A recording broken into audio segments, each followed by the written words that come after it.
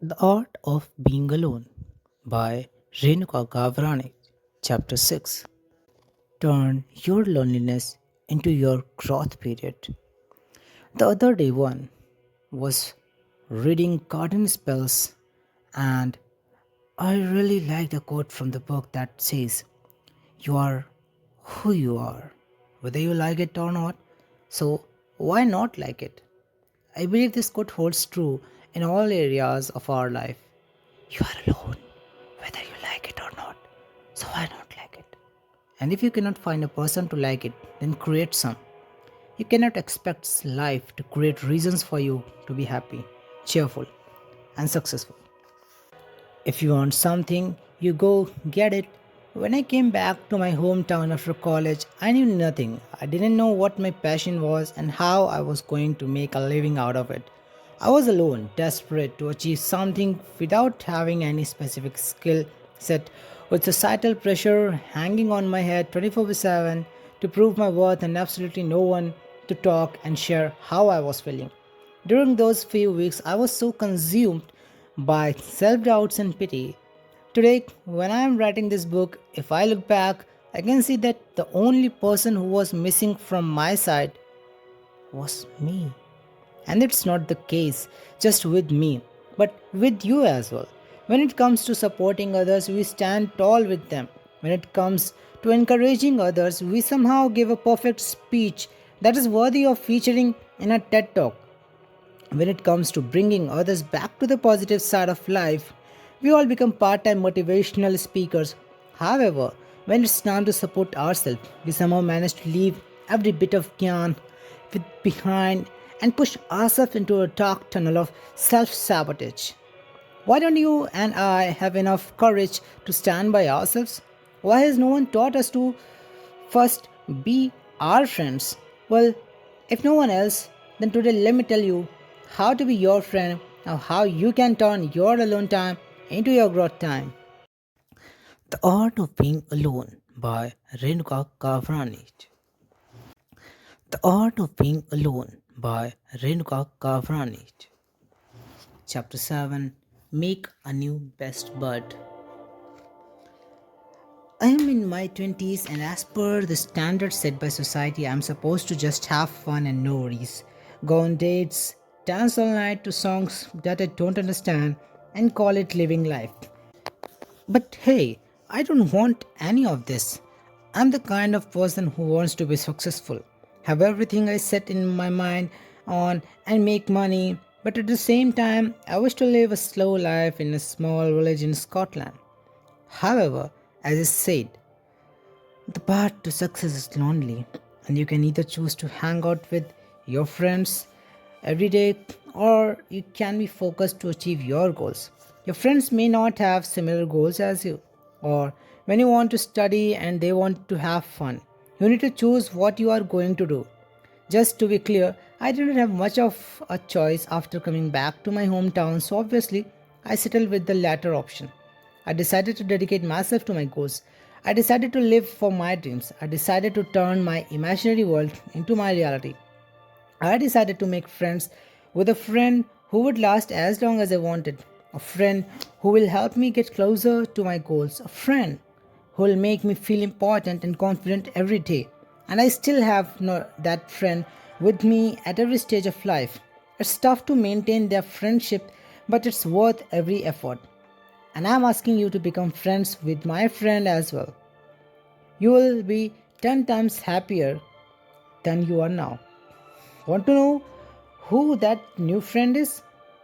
I'm asking you to become friends with your goals and dreams, with success and achievements. I'm asking you to start afresh with yourself. I'm asking you to look at your alone time through the lens of a highly successful person and think about how they will use their time. And if you think about it, it's it's neither a loneliness nor solitude. It's just time. How you view it will decide what kind of label to put on it. And that label depends on your mindset. So, yes, I'm asking you to change your mindset.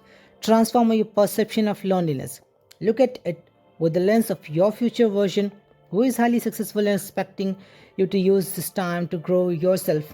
Work on your dreams, get closer to your dreamland one step at a time, and feel empowered as you think what all can you do for yourself in your alone time. It's honestly that simple. Just as I said at the start of the chapter, being alone is your reality now. So why not change it into something where you start loving your solitude? Why not turn it into something where being alone feels like an opportunity, a luxury, a lifestyle that helps you level up your game? So, yes, I'm asking you to be friends with success. I'm asking you to make your friends your best bud.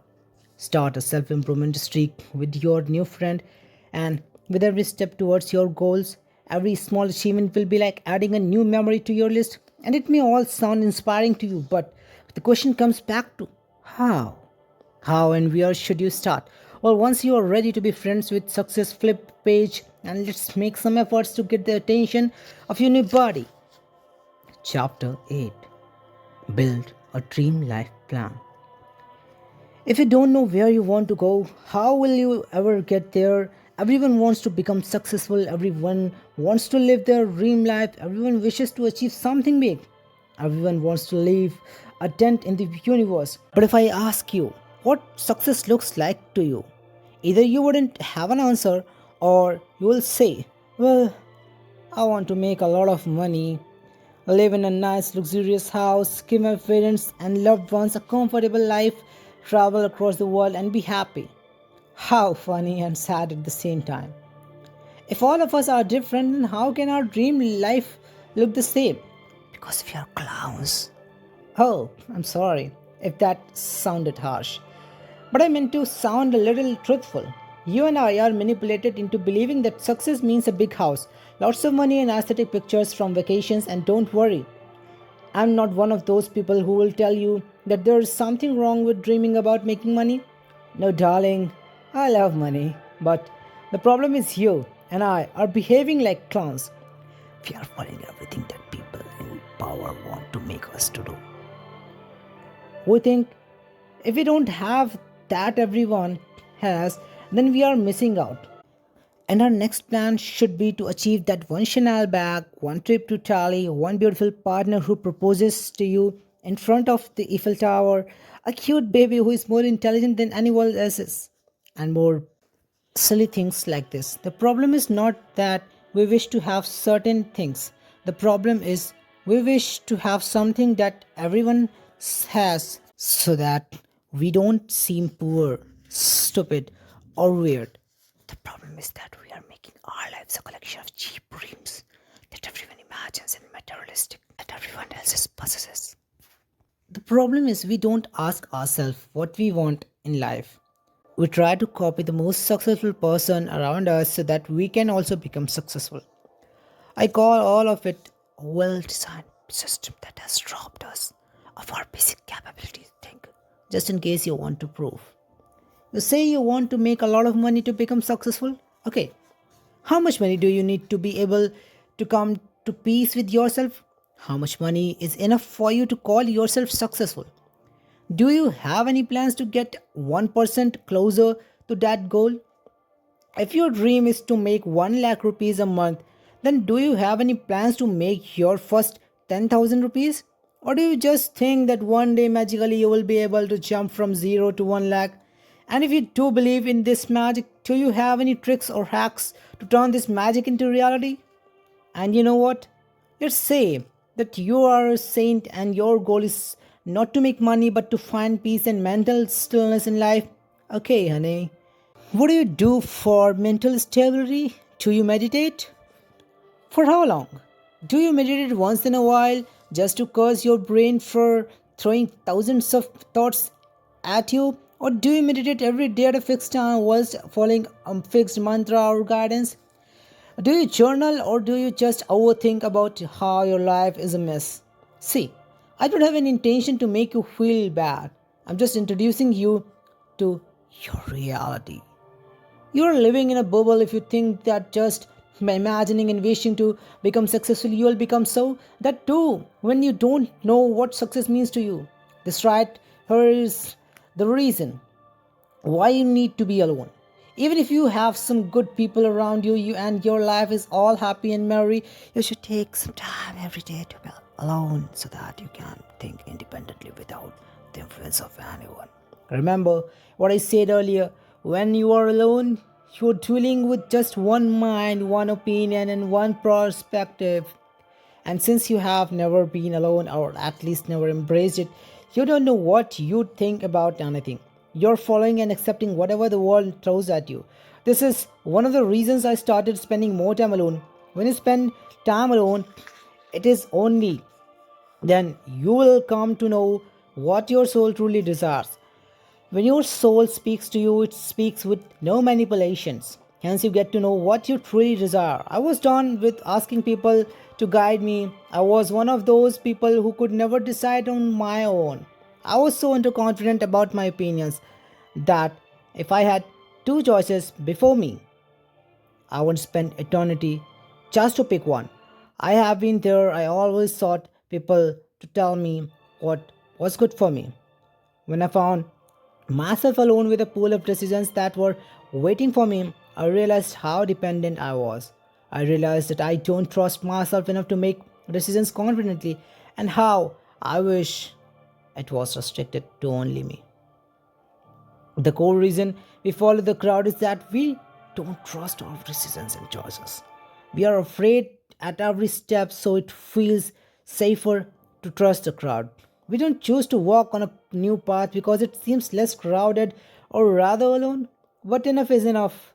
Aren't you tired of wishing to be like everybody else? Aren't you done with keeping up with this race of looking beautiful where beauty has such a vague yet nearly the same definition for all? Aren't you exhausted with trying to achieve success when you are not enjoying the process in your day to day life? Most importantly, aren't you afraid that you will waste your entire life doing what everyone did just to realize that you never lived or did anything that you wanted? If you take just one thing from this book, remember this. Learn to define your definition of everything. Don't make your life a wish list of what you think everyone has. Define your definitions. When you don't know what you want, then you want to have everything glittery and shiny. God was kind enough to bless all of us with a personal brain, yet here we are. We have switched off our brains and blindly follow what the world expects us to do. And then we wonder why I am not happy even when I have everything I dreamed of. Maybe I should make a gratitude list just like everyone suggests to count my blessings and remind myself how lucky I am. Darling, it's time to switch on the button of your brain so that your inner light can guide you. And how? How are we going to do that?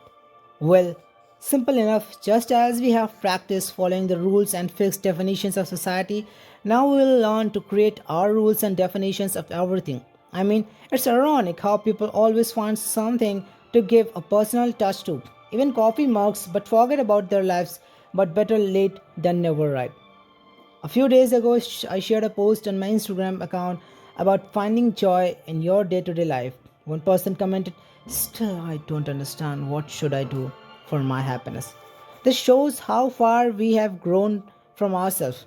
In the race of finding people, we have lost ourselves. If you are expecting me to tell you some hacks or techniques to help you find your happiness or success, then I'm really sorry. You're free to stop reading right here. I cannot tell you what to do. I don't know who you are. What's your history? What makes your heart beat faster with excitement? What feels joy to every nerve of your body? I don't know any of it. No one knows.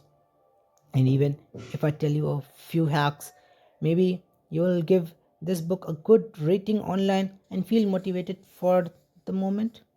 But after a few days, you will forget about it. Why?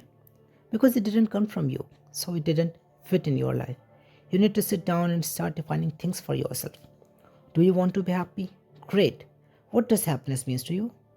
Dig deeper and figure out the things that make you happy and how you can add a little dose of happiness to your day-to-day life. Don't find your happiness on YouTube or in any book. Find it in your heart. Do you want to be successful? Fantastic. Now ask yourself what success means to you. What is your definition of success? And how do you imagine living a successful life? Are you successful professionally, or do you want success in all areas of your life? Let your definition of success be your compass. You cannot build your life by walking in someone else's footprints. Your life is your treasure. Your life belongs in your hands. You should take charge and start defining everything for yourself. Enough of living like a slave who blindly follows everything. You might not be the actual king, queen of the world, but your life depends on your actions, so act like you own it. Take your own decisions, spell your definition of everything, think before you accept anything from society. Use the brain that God has blessed you with. Look within and find your true guidance. It's time you become the order of your life. It's time you give a personalized touch to your life. And it starts now.